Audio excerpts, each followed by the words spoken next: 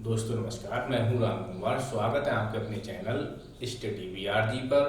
हम लोग करने जा रहे हैं डेली की तरह, जैसा कि हम लोग सुबह मॉर्निंग में क्लास करते हैं करंट अफेयर्स को लेकर के। तो आज हम लोग का होगा एपिसोड नंबर 7। जैसा कि पर डे के हिसाब से हम लोग क्या करते हैं, 10 क्वेश्चन को तैयार करते हैं और उन 10 क्वेश्चन के माध्यम से हम लोग 25-30 क्वेश्चन और तैयार करते हैं। तो लगभग में हम लोग के पास 25-30 क्वेश्चन का एक टॉपिक तैयार होता है। अगर इस काम को हम पर डे के तरीके से करते रहेंगे तो क्या होगा, एक महीने में 300-350 का एक क्वेश्चंस का एक टॉपिक हम लोग के पास अच्छे से तैयार होगा। और पर डे के हिसाब से हम लोग उसको करेंगे तो हमारे अच्छे से तैयार भी हो जाएगा और उसको भूल भी नहीं पाएंगे, क्योंकि एक साथ करंट ऐसा नहीं कि एक साथ हम करंट को बहुत अच्छे से पढ़ सकें या बहुत अच्छे से उसको हम तैयार कर सकें।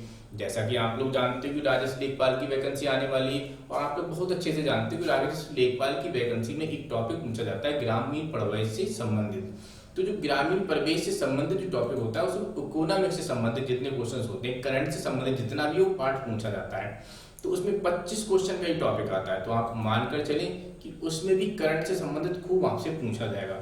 दूसरा एक पार्ट आप जानते हैं जीके का बनता है, तो जीके में बच्चों क्या होगा, करंट से संबंधित पूछा जाएगा। इसके बाद आप किसी भी एग्जाम में जाइए, यार कोई भी एग्जाम क्यों ना हो, आपका एसआई का हो, यूपी पुलिस का, आप जानते हैं करंट का एक विशेष महत्व है।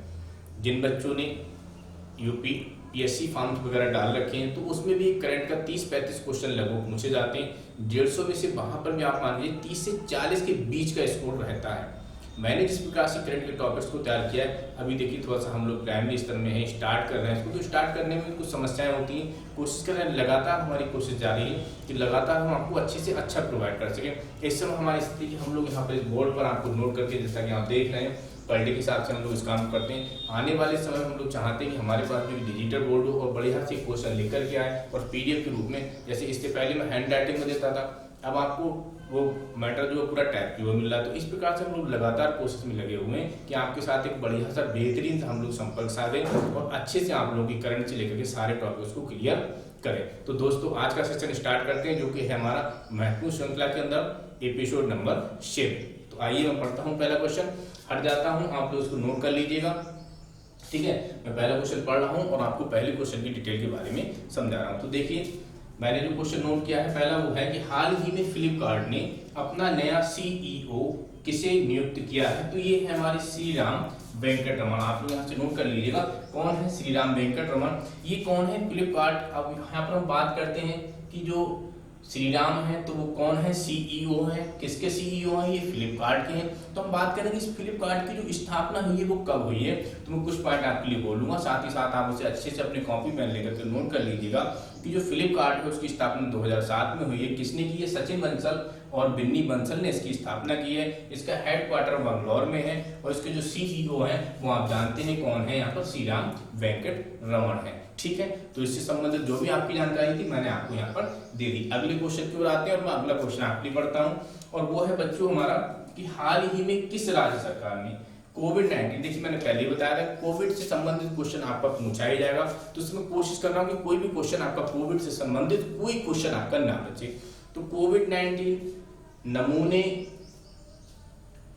की पूल टेस्टिंग शुरू की है। तो सबसे पहली चीज आती है कि पूल टेस्टिंग क्या चीज है। तो यहाँ पर देख लेते हैं कि पूल टेस्टिंग किसने स्टार्ट की है। तो यूपी सरकार ने हमारी पूल टेस्टिंग स्टार्ट की। इसमें क्या है कि पूल टेस्टिंग में क्या करना होगा इन लोगों को कि पूल टेस्टिंग में टेस्ट करने होंगे। ठीक है, हमारे इन्होंने 10 टेस्ट किए हैं। 10 टेस्टों में इन्होंने देखा कि 10 टेस्टों में लगातार ये टेस्ट नेगेटिव आ रहे हैं। इन्होंने क्या किया, 10 टेस्टों को किया है और ये देख रहे हैं कि 10 टेस्ट कैसे आए हैं, लगातार नेगेटिव आ रहे हैं। तो ये समझ लेंगे जो पूल में जितना भी है वो सब कैसा है, नेगेटिव है। लेकिन उसमें से यदि कोई एक भी पॉजिटिव केस मिलता है तो फिर पूल में जितने भी कैंडिडेट होंगे उनको क्या करेंगे, प्रत्येक को लेकर के टेस्ट करेंगे। तो ये होता है बच्चों पूल टेस्टिंग। तो ये किसने स्टार्ट किया है, तो ये हमारी यूपी सरकार ने स्टार्ट किया है। यहाँ पर अब यूपी की बात आई तो यूपी के बारे में आप जानते हैं कि यहाँ की सीएम कौन है, योगी आदित्यनाथ। गवर्नर कौन है, मैंने आपको पहले भी बताया था। ठीक है, आनंदीबेन पटेल। दूसरी बात करते हैं यहाँ पर कि यहाँ पर हमारा जो राष्ट्रीय पशु है, राष्ट्रीय पक्षी है, यहाँ पर कैपिटल है, कैपिटल किस नदी के किनारे, ये सारी चीजें जानकारी मैंने आपको दी हैं। तो जो बच्चे इन चीजों के बारे में नहीं जानते इसको नोट करें, अच्छे से इनको पढ़ें, क्योंकि यही एक बहुत इंपॉर्टेंट चीज यहाँ से जीके वाला क्वेश्चन पूछा ही जाता है। तो आप यहाँ पर नोट कर लीजिए कि जो हमारी कैपिटल है वो राजधानी है, किस नदी के किनारे से बहती है, किस नदी के किनारे बसी हुई है, तो गोमती नदी के किनारे बसी हुई है। ये क्वेश्चन इंपॉर्टेंट है, इसको नोट कर लीजिए। बाकी आप लगभग में जानते हैं। देखिए बच्चों, अगले क्वेश्चन की ओर आते हैं। अगला क्वेश्चन बच्चों यहाँ पर, हाल ही में किस राज्य ने कोविड-19, ये भी क्वेश्चन किससे जुड़ा हुआ है, कोविड-19 से जुड़ा हुआ क्वेश्चन है। कोविड-19 मरीजों के लिए कोबोट रोबोटिक्स, देखिए पहले एक रोबोटिक्स केरल ने बनाया था, ये रोबोट किसने बनाया है, कोबोट नाम से किसने बनाई, झारखंड ने। तो तीसरे का कौन सा ऑप्शन ठीक हो जाएगा, तो तीसरे का सी ठीक हो जाएगा। किसने बनाया है इसको, झारखंड ने बनाया। झारखंड के बारे में पहले बता चुका हूं, इसकी कैपिटल सही बच्चे जानते हैं क्या होती है, तो रांची। इसके सीएम कौन है, बच्चे जानते हैं, सोरेन, ठीक है। और इसके हेमंत सोरेन, और इसके बात करें गवर्नर की तो द्रौपदी मुर्मू है। इसके बारे में आप लोग पहले से ही जानते हैं, ठीक है। तो इन चीजों को आप लोग क्या करें, बार बार रिवाइज करें, जिससे कि आपका ये टॉपिक अच्छे से तैयार है। आप ये जानिए कि कोई ना कोई एक सीएम या गवर्नर भी आपके एग्जाम में पूछ लिया ही जाता है, ठीक है। आइए दोस्तों अगले क्वेश्चन की ओर, और अगला क्वेश्चन हम लोगों का है, हाल ही में किस देश ने कोविड-19 के कारण यूनेस्को की विश्व धरोहर समिति का 49वां सत्र स्थगित किया है, ठीक है। तो ये किया है चीन ने। देखिए शिक्षा मंत्रालय, चीन के शिक्षा मंत्रालय ने इसको स्थगित कर दिया है। United Nation education scientific and culture organisation 1945, headquarter इसका कहाँ है, आप पहले से जान रहे हो, मैं पहले ही बता चुका हूँ, पेरिस है, ठीक है। ये सब यूनेस्को की जानकारी थी। और इसके डीजी जो कि बहुत इंपॉर्टेंट है, ऑड्रे अजोले, पहले भी आपको बताया था इसकी डीजी कौन है, ऑड्रे अजोले। इस पर आप विशेष ध्यान रखना कि इसके जो डीजी हैं, डायरेक्टर जनरल है इसके, वो कौन है, एड्रो अजोले हैं। आइए दोस्तों अगले क्वेश्चन की ओर, और ये हमारा संबंधित है उत्तराखंड से। तो मैं पढ़ता हूं आपके लिए अगला क्वेश्चन भाई, इसको नोट जरूर करते रहिएगा। बाकी मैं सीट आपको प्रोवाइड कर रहा हूँ, सीट आप वहां से निकालिए, और आपको प्रिंटेड फॉर्म में सीट मिलने लगी है, ठीक है। आपकी टाइपिंग की भी सीट आपको 10 क्वेश्चन की मिल जाती है, ये भी आपको मैं दे दूंगा।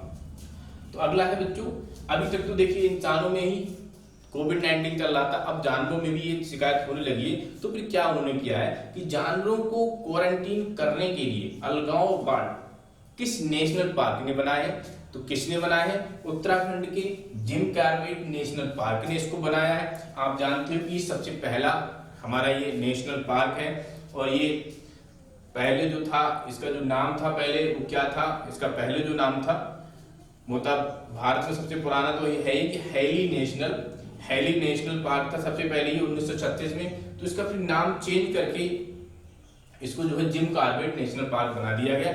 यहाँ पर एक क्वेश्चन पूछा जाता है आप लोगों से कि ये जो नेशनल पार्क है, तो इस नेशनल पार्क से होकर के कौन सी नदी बहती है, इस नेशनल पार्क से होकर के कौन सी नदी बहती है, तो इसको विशेष ध्यान रखना, और वो है आपकी रामगंगा नदी। कौन सी नदी है, रामगंगा नदी है आपकी, ठीक है। अगले क्वेश्चन पर आते हैं, और अगला क्वेश्चन है हम लोग का यहाँ पर, ऑपरेशन लाइफलाइन उड़ान किस देश ने लॉन्च की है। ऑपरेशन लाइफलाइन उड़ान जो है वो किस देश ने यहाँ पर प्रारंभ की है, तो ये उड़ान जो है वो हम लोगों के भारत ने प्रारंभ की है। ये भारत ने प्रारंभ की है, इसलिए प्रारंभ किया कि जो लोग जो है बाहर फंसे हुए हैं उनको लाया जा सके, मुख्य उद्देश्य इनका ये है, ठीक है। तो ये जो प्रारंभ की गई है वो किसके द्वारा प्रारंभ की है, भारत की है। अगला क्वेश्चन देखते हैं यहाँ पर, संयुक्त राष्ट्र पर्यावरण कार्यक्रम UNEP, जानते हैं आप लोग इसके बारे में, द्वारा उत्सर्जन गैप रिपोर्ट 2019, गैप रिपोर्ट मतलब 10 साल की इन्होंने एक रिपोर्ट तैयार की है, और यहाँ पर ये पूछा गया है कि रिपोर्ट 2019 प्रकाशित की गई, जिसके अनुसार पिछले एक दशक में वैश्विक ग्रीन हाउस गैसों के उत्सर्जन में प्रतिवर्ष कितनी वृद्धि हुई है। तो ये है हमारा 1.5%। पिछले दशक की यदि हम बात करते हैं तो कितनी वृद्धि हुई है, यहाँ पर 1.5% की वृद्धि यहाँ पर हो रही है। तो सातवें का कौन सा ऑप्शन ठीक होगा, तो सातवें का यहाँ पर डी ऑप्शन ठीक बनेगा। आइए दोस्तों अगले क्वेश्चन पे, भारत सरकार द्वारा 7 से 13 मई यहाँ पर एक उड़ान बनाई गई है 7 से 13 मई के बीच को लेकर के, ठीक है। और इनका भी मुख्य उद्देश्य क्या है कि महामारी से जो हमारी दुनिया इस समय जूझ रही है, और इसमें ऐसी भी स्थिति कि काफी लोग हमारे बाहर फंसे हुए हैं, विदेशों में फंसे हुए हैं, तो ये कोई कॉमर्शियल स्टार्ट नहीं करेंगे, लेकिन यहाँ जो उड़ानें स्टार्ट की जाएंगी किस नाम से की गई है, वंदे भारत मिशन। तो आपको विशेष तरीका तो ये याद रखना है कि वंदे भारत मिशन स्टार्ट किया गया है। तो यहाँ मेन चीज ये है कि ये वंदे भारत मिशन जो है ये व्यक्तियों को वहां से लाएगा, तो ये कोई कॉमर्शियल नहीं है, ना ही रेगुलर है, ये इरेगुलर तरीके से स्टार्ट की गई हैं, और उनका सिर्फ काम रहेगा कुछ समय के लिए, 2-4 दिनों के लिए, जब तक कि हमारे जो विदेश में फंसे हुए लोग हैं उनको यहाँ लाया ना जा सके, वो जब तक यहाँ आ जाएंगे। और एक चीज और भी है कि इस उड़ान में जो खर्च होगा वो जो लोग आ रहे हैं वो उसको वहन करेंगे। ऐसा नहीं कि निःशुल्क तरीके से होगी। इस उड़ान में जितना भी खर्च होगा तो जो लोग आ रहे हैं इस के माध्यम से उन पर ये बोझ डाला जाएगा और उनसे इस चीज का पेमेंट भी कराया जाएगा। ठीक है, अगले क्वेश्चन की ओर आते हैं। तो अगला क्वेश्चन हम लोगों का, हाल ही में विशाखापत्तनम की एक एलजी पॉलीमर्स प्लांट से एक रसायन के रिसाव से कई लोगों की मृत्यु हो गई। एक बहुत पहले में हुआ था, ठीक है, उसके बारे में आप जानते हैं, मिथाइल आइसोसाइनाइड वाला मृत्यु हो गई। इस रसायन का क्या नाम है? तो इसका नाम दिया है स्टाइरिन। देखिए ये जो स्टाइरिन है इसके बारे में थोड़ा सा आपको बता दे रहा हूं, सुन लीजिएगा। ये एक सिंथेटिक केमिकल है, इसके कई नाम भी हैं, मैं 2-3 नाम आपको बता दे रहा हूं, उसको लिख लीजिए। Vinyl benzene, ethenyl benzene, cinnamene, phenyl ethylene, इन सभी नामों से हम लोग इसको जानते हैं। तो इसकी खासियत ये भी है कि ये जो है लिपिड्स में घुलता है, वो भी कुछ लिपिड्स में, ऐसा नहीं सभी लिपिड्स में घुल जाएगा, ये कुछ लिपिड्स में घुलेगा। लिपिड्स का मतलब आप समझते हैं बसा होता है, परंतु ऐसा नहीं कि ये सभी लिपिड्स में घुले, कुछ लिपिड्स में ही घुलता है, लेकिन पानी में आसानी से ये नहीं घुलता है। अगला क्वेश्चन देखते हैं हम लोग, जो कि है हाल ही में कौन पाकिस्तान वायुसेना का पहला हिंदू पायलट बना? देखिए इस समय की अगर बात करें हम लोग तो 2000 में ये राहुल देव जी जो हैं ये पायलट बने हैं। इससे पहले की हम बात करें तो 2019 में आपने देखा था एक सिविल जज बनी थी, उनका नाम यदि नहीं पता तो नोट कर लीजिए। 2019 में जो सिविल जज बनी थी उनका नाम था सुमन कुमारी, और 2018 में एक महेश कुमार मलानी रहे हैं जो कि राष्ट्रीय सभा का चुनाव जीते थे। किसका जीते थे? राष्ट्रीय सभा का ये चुनाव जीते थे। 2018 में महेश कुमार मलानी और 2019 में सुमन कुमारी रही हैं जो कि सिविल जज बनी है, और अभी हाल ही में वायुसेना का पहला हिंदू पायलट जो बना है उनका नाम है राहुल देव। तो ये थी कुछ 10 क्वेश्चनों को लेकर के महत्वपूर्ण जानकारी आप लोगों के लिए जो कि मैंने आपको प्रोवाइड की है। ठीक है, इसी तरीके से मैं कोशिश करूंगा कि आपके लिए 10-10 क्वेश्चन की सीरीज लाता रहूं पर डे मॉर्निंग में, जिससे कि आपको एक करंट अच्छे से तैयार हो जाए। तो दोस्तों इसको अच्छे से पढ़िए, समझिए, और प्रिय बच्चों इसको नोट्स जरूर बनाएं। नोट्स नहीं बनाएंगे तो इस चीज को हम लोग बहुत लंबे समय तक याद नहीं रख सकते हैं। एग्जाम में 2 महीना, 3 महीना, 4 महीना, 5 महीना लग सकता है आपको। तो अगर इतना मैटर आपके पास होगा और ये सब आप नोट नहीं करेंगे तो धीरे धीरे करके सब इरेज होता चला जाएगा आपसे। तो आप पर डे के हिसाब से नोट करते रहिए। मैं सीट भेज देता हूँ, जिनके पास सुविधाएं उपलब्ध हैं वो टेलीग्राम चैनल से सीट को ले लीजिए। सीट आपको टाइपिंग फॉर्म में आने लगी है, आने वाले समय में बहुत ज्यादा और भी सुधार होने वाला है। ठीक है, धीरे धीरे करके सुधार होता है, सब चीजों में धीरे धीरे करके बहुत सारा कुछ सुधार हो जाएगा। तो दोस्तों मिलते हैं अगली वीडियो में हम लोग, तब तक के लिए आपका बहुत बहुत धन्यवाद। जय हिंद, जय भारत।